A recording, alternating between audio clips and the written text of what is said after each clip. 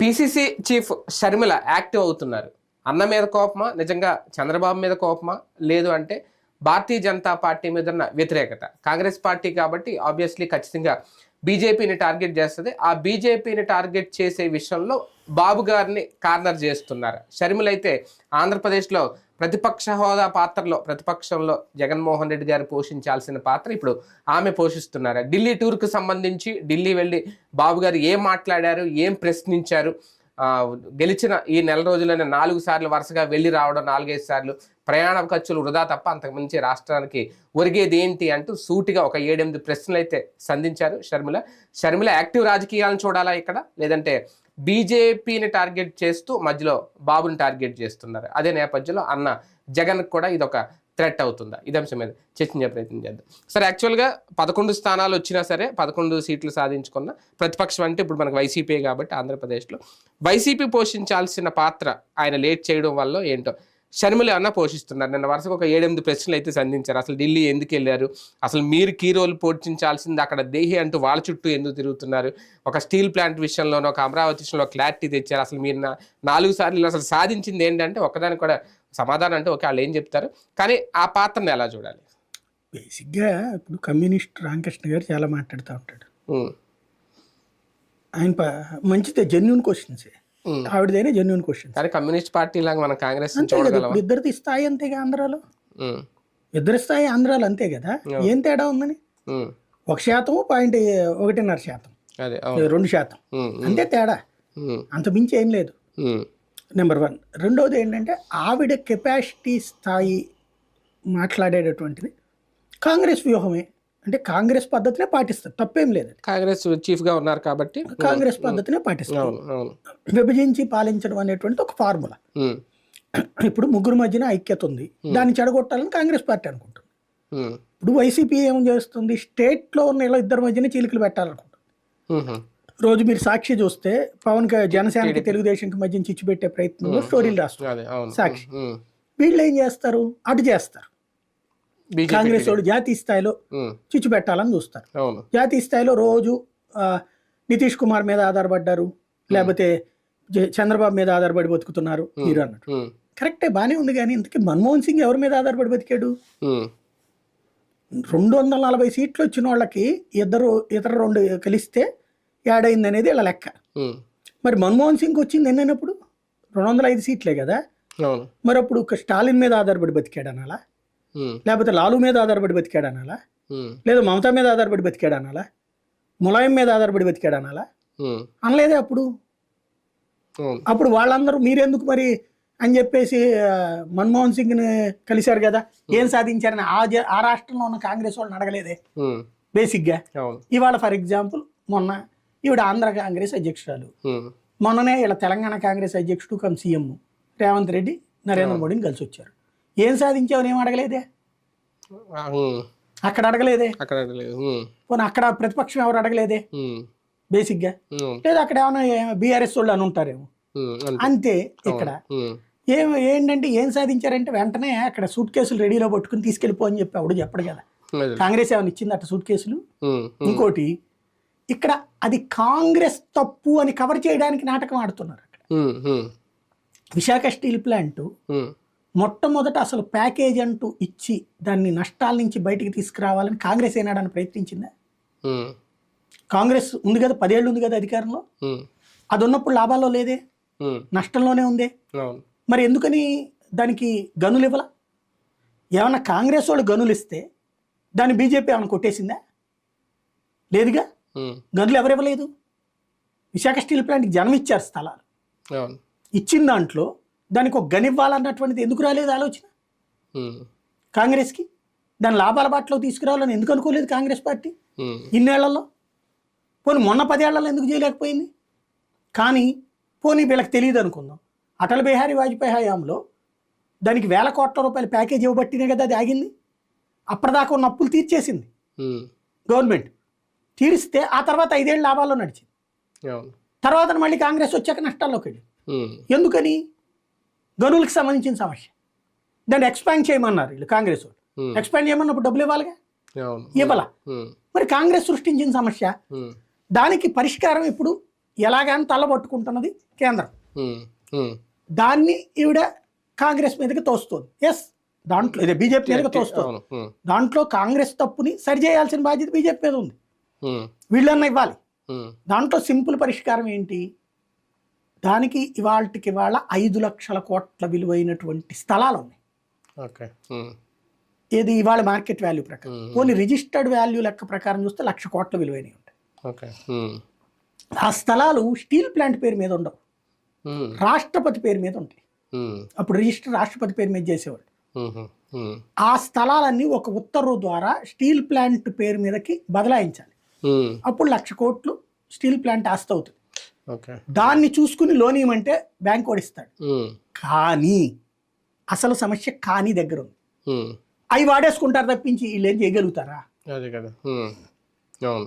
Main ఉమ్, private రంగంలో యూనియన్లు ఉండవు అవును. కాబట్టి నడుస్తున్నది. ఉమ్, ఇక్కడ యూనియన్లు ఉంటాయి ఉమ్, కాబట్టి బర్డెన్ ఎక్కువ, ఉమ్, కాస్ట్ ఎక్కువ, ప్రొడక్షన్ కాస్ట్ ఎక్కువ. ఉమ్, కానీ ప్రభుత్వం ఎందుకు పరిష్కరించలేదు? అది అవును. ఆ యూనియన్లతో మాట్లాడుతూనే పరిష్కరించవచ్చు కదా. ఉమ్, అది ప్రభుత్వం కాంగ్రెస్ ఉన్నా చేయలే, బీజేపీ ఉన్నా చేయట్లేదు. ఉమ్, ఇదేంటనేది చూడాలి. మొన్న వచ్చాడు కదా ఆయన, ఉమ్, ఎవరు రాలేదు, ఏమంది? ఉమ్, మొన్నే కదా కుమారస్వామి వచ్చింది. అవును. అలాగే మన మంత్రే కదా, వర్మే కదా అక్కడ, వీళ్ళిద్దరు కలిసి వెళ్ళారు కదా. ఉమ్, మరి చంద్రబాబు వెళ్తే పని కాకపోవడం ఏంటి? ఉమ్. ప్రారంభమైంది కదా. అంటే నెల రోజులు ఇవిడన్నట్టు, అంటే ఒక రకంగా నెల రోజులు అయిపోయింది కదా, ఒక్క హామీ కూడా కేంద్రం నుంచి రాలేదు. ఒక పోలవరం విషయంలో కానీ, ఒక అమరావతి విషయంలో కానీ అసలు మీరు ఏం సాధించారు ఇన్ని రోజులు? హామీ ఇవ్వడం ఏంటి నాకు అర్థం కాదు. ఒక ప్రకటన అదే ఏదైనా ఎందుకు కేంద్రం ఇస్తారంటున్నా? చేయదా? ఇప్పుడు అది ఏమన్నా తీసేస్తుంటే ఉమ్, లేదు మేము ఆపుతున్నాం అనాలి. ఉమ్, స్టీల్ ప్లాంట్ అట్లాగే ఉంటది. ఉమ్, ఇంకా అందులో హామీ ఏంది? ఉమ్, నెంబర్ 1 ఇప్పుడు మంత్రులు కూడా పంపించారు. ఉమ్. రెండోది పోలవరంలో అంటే స్టీల్ ప్లాంట్ మేము ప్రైవేటీకరణ చెయ్యము అని కేంద్రం అఫీషియల్ గా చెప్పదా? ఎందుకు చెప్పలే? మన మంత్రి చెప్పాడు కదా. ఉమ్, ఇంకెవడు చెప్పాలి? ఉమ్, ఇంకెవరు చెప్పాలి? ఉమ్. రాహుల్ గాంధీ చెప్పాలా? రాహుల్ గాంధీ ఎందుకు చెప్తారు? మరి మోడీ చెప్పాలి, అమిత్ అదే షా చెప్పాలి. చెప్పాడు కదా, మంత్రి వచ్చి చెప్పాడు కదా, దీన్ని ప్రైవేట్ చేయాలనుకోవట్లేదు, ఉమ్, బాగు చేసే ప్లాన్స్ చూస్తున్నాం అని చెప్పింది ఉమ్, ప్రభుత్వమే చెప్పింది. మంత్రి వచ్చి చెప్పాడు. ఉమ్, ఇంకెవడు చెప్పాలి? 2 మంత్రులు వచ్చి చెప్పారు. ఉమ్, మంత్రి ప్లస్ సహాయ మంత్రి 2 వచ్చి చెప్పారు. ఉమ్, నేను అక్కడితో అయిపోయింది కదా. ఉమ్. నెంబర్ 1. రెండోది పోలవరం. అమరావతి. పోలవరం ఏంటి ప్రాబ్లం? తెలుసు కదా, ఓపెన్ సీక్రెట్ కదా. అవును. దానికి ఏమన్నా ఇప్పుడు మీటింగ్ పెట్టలేదా? ఉమ్, కమిటీని పంపించిందా లేదా కేంద్రం? అవును. ఇక్కడికి విదేశాల వాళ్ళని పిలిచి పంపించింది కదా. చూసారు, వెళ్ళారు. వాళ్ళు చూశారు కదా, వాళ్ళ నివేదికలు రావాలి కదా. ఉమ్, ఇంకేం చెప్పాలి? అది మేమే కడతామని చెబుతోంది. ఉమ్, గడ్కరీ కూడా చెప్పాడు కదా అవును. దాన్ని పరిష్కరిస్తామని. ఉమ్, మరి ఇంకేం చెప్పాలి దానికి? ఇంకేం హామీ కావాలి? ఆంబుంబుక్షన్ రేపు పొద్దున కట్టేస్తారా? ఇలా నాన్న వల్లే కాలేదు కంప్లీట్ గా. అవును. ఉమ్, ప్రారంభించింది వీళ్ళ నానే. కాలాలతో వదిలేసి. ఉమ్, మరి అప్పుడే అవ్వలేదే. పోనీ అసలు వీళ్ళ నాన్న చేసి జలయజ్ఞమే పూర్తి కాలేదే. అదే కదా. అవును. ఉమ్, ఎక్కడైంది? ఇక అదొకటి. ఉమ్, ఇంకేముంది? ఈ 2 మేజర్ మెయిన్ ఆవిడ చెప్పేటటువంటి స్టీల్ ప్లాంట్, అవును. పోలవరం, ఇంకోటి అమరావతి. ఉమ్. ఆల్రెడీ మాట్లాడొచ్చారు కదా. అదే అడిగారు వీళ్ళు, వాళ్ళు ఏమి ఇస్తారు, ఎంత ఇస్తారు అనేది క్లారిటీ ఎందుకు లేదు కదా. చెబుతారు అది? అదేలేండి. ఉమ్, ఆల్రెడీ ఇంకోటి దాంట్లో కూడా ఆల్రెడీ గడ్కరీ ఏం చెప్పాడు? Inner ring road, outer ring road చెప్పాడు కదా. అవును. అవును. ఉమ్, ఇంకేం హామీ కావాలి? ఉమ్, 3 ప్రధాన సమస్యలకి పరిష్కారం ఆల్రెడీ కేంద్రం చెప్పింది, ఉమ్, ఫాలో అప్ లో ఉంది. Hmm. అయ్యేమి లేదని ప్రజలను మోసం చేయడం ఇవిడ. అదే. అవును. ఉమ్, అవి ఆల్రెడీ జరుగుతున్నాయి. అమరావతికి సంబంధించి అవుటర్ రింగ్ రోడ్డు 25,000 కోట్లు కేంద్రం పెట్టుకుంటానంటుంది. ఉమ్, మరి అది అమరావతికి ఇస్తున్నదే కదా, అమరావతి కోసమే కదా అది. అవును. అట్లాగే ఇన్నర్ రింగ్ రోడ్డు కట్టిస్తానంటుంది, ఉమ్. అమరావతి కోసమే కదా అది. టార్గెట్ చంద్రబాబు, ఇక్కడ target BJP. Target YSR Congress party. అవునా? ఎందుకంటే వైఎస్ఆర్ కాంగ్రెస్ పార్టీ అడగట్లేదు, నేను ప్రతిపక్ష పాత్ర పోషిస్తున్నాను. అది కూడా ఒక యాంగిల్. వాళ్ళకి ప్రభుత్వంలో ఉన్నారు కాబట్టి వాళ్ళకి తెలిసి ఏం జరుగుతుంది అన్నది. వాళ్ళు ఆల్రెడీ పోలవరం ఏంటో తెలుసు, అన్ని తెలుసు. కాబట్టి ఇంకొత్తగా ఏం మాట్లాడతారు వాళ్ళు వచ్చి? కాబట్టి ఇది కొత్త చోడు పొద్దురగడ అంటారు, కొత్త పిచ్చగాడు పొద్దురగడ అంటారు. అంటే షర్మిల గారు ఇలా అడగడం తప్పేం లేదు, ఆమె ప్రతిపక్షంలో ప్రశ్నించవచ్చు. కానీ వైసీపీ ఇంకా యాక్టివ్ కాలేదు షర్మిలతో పోలిస్తే, కాంగ్రెస్ తో పోలిస్తే. అందులో ఎందుకంటే అబద్ధం ఎందుకు అంటున్నా? ప్రభుత్వంలో ఉన్న వాళ్ళకి వాళ్ళకి తెలియదా పోలవరం ఏం జరుగుతుందో, అమరావతి ఏం జరుగుతుందో? కాబట్టి వాళ్ళకి తెలుసు. ఇంకోటి అబద్ధం చెప్పాల్సిన పని ఏముంది ఇందులో? ఈ 3 ఆవిడ అబద్ధాలు చెప్పింది, లేనిది చెప్పింది. అమరావతి ఆల్రెడీ రన్నింగ్ లో ఉంది, వర్క్ బిగిన్ అయింది. ఓ పక్కన పొదలు తీస్తున్నారు, 25,000 కోట్ల రోడ్డు ఓకే చేశాడు, అవుటర్ రింగ్ రోడ్డు కొత్తగానే ఓకే అయింది. అది అట్లా కన్స్ట్రక్షన్ బిగిన్ అయింది. అది లేదని అబద్ధం చెప్పడం ఎందుకు? నువ్వు కేంద్రం నుంచి ఎందుకు అడగలేదని? అట్లాగే స్టీల్ ప్లాంట్ మంత్రులు వస్తే లేదని చెప్పడం ఎందుకు అబద్ధం? అట్లాగే పోలవరానికి సంబంధించి నిపుణులు వస్తే లేదని చెప్పడం అబద్ధమే కదా. ఇప్పుడు మరి ఈ అబద్ధాలు చెప్పారంటే బీజేపీని టార్గెట్ చేసినట్టు కదా. అదే కదా, అబద్ధం చెప్పడమే బీజేపీ కోసం. అదే ఆవిడ అన్నది కూడా బీజేపీ సిద్ధాంతమే గట్టు దాటాక బోడిమల్లన్న లేదంటే వాడమల్ల లేదు, ఆవిడ పరిపక్వత స్థాయి అది ఉంది, ఆవిడ నాలెడ్జ్ లెవెల్ అట్లుంది. లేదా ప్రతిపక్షం కాబట్టి మేము అన్ని విమర్శిస్తాం అన్నట్టుంది. విమర్శించవచ్చు, ఈ 3 జరగకపోతే నువ్వు అను, తప్పులేదు. లేదా 25,000 కోట్లు ఎముకలోకి వస్తాయి, 1,00,000 కోట్లు పట్టురా అని చెప్పు. ఆ మాట అందామంటే మనమేమో 5 పైసలు ఇవ్వకుండా రాష్ట్రం మీద తీసామని వస్తుంది. అంతే కదా, మళ్ళీ కాంగ్రెస్ పోలవరానికి 5 పైసలు ఇవ్వలా, అమరావతికి 5 పైసలు ఇలా, నట్ట నడి రోడ్డు మీదన ఎట్టాగే ఉన్నట్టు చీల్చేసాం, పోండి మీ సావు మీరు చావండి అని అట్లా అన్న పార్టీ తరపున ఈవిడ ప్రతినిధి అయ్యి ఈవిడ ఇప్పుడు నీతి చెప్తోంది. రాజధాని ఏం తేల్చలా, రాజధానికి డబ్బులు తేల్చలా, ప్యాకేజీ తేల్చలా, రాష్ట్రానికి సంబంధించి ఏమి ఇవ్వాలో తేల్చలా, అన్ని ఫీజిబిలిటీ అని రాసి వదిలేసింది. ఒక పోలవరం ఒక్కదానికే జాతీయ హోదా అన్నది వాళ్ళు ఇచ్చిన పాయింట్, అది కూడా డబ్బులు ఏమి ఇవ్వాల, హోదా అని చెప్పి వదిలేశారు. అప్పుడే చేస్తే ఈ గొడవలన్నీ ఉండు. కాంగ్రెస్ యాక్టివ్ అయితే షర్మిల లాగే ఉంటే ప్రతిపక్షంలో ఉండి వెనకబడుతుందా వైఎస్ఆర్సీపీ? ఆ సంకేతం వెళ్దాం, 5 ఏళ్ల తర్వాత చూద్దాం. ఈవిడ స్టేట్మెంట్కే వెనకబడిపోతే ఇంకేముంటది. ముందు ఆవిడ నిలబడని చెప్తున్నాను కదా, రామకృష్ణ గారితో సమానంగా పోటీ పడుతుంది ఆవిడ. కానీ అన్న టార్గెట్ అవుతున్నారా ఒక రకంగా? ఈ టాపిక్ అన్న మీద కాదు, అన్న మీద కాదు, కానీ కాంగ్రెస్ పార్టీ ఫార్మ్ లో నేను కూడా ఉన్నా. అంటే మొన్న దాని మీద ఇది డైవర్ట్ అయ్యింది కదా ఇష్యూ. అవును, మొన్న వైఎస్ఆర్ కాంగ్రెస్ పార్టీ బీజేపీతో అంట కాగుతుంది వైసీపీ కాదు. మొన్న జరిగింది ఏంటంటే వైఎస్ఆర్సీపీ వాళ్ళు ఈ పాయింట్ రైజ్ చేసినప్పుడు, అమ్మఒడిది దాని మీద ఈవిడ తల్లికి వందనం గురించి వాళ్ళు రైజ్ చేసినప్పుడు అది వాళ్ళు జీవో విత్డ్రా చేసుకున్నారు. ఇదే దాన్ని ఏం లేదని చెప్పి కవర్ చేశారు. ఆ టైంలో జగన్ ని టార్గెట్ చేసింది ఈవిడ.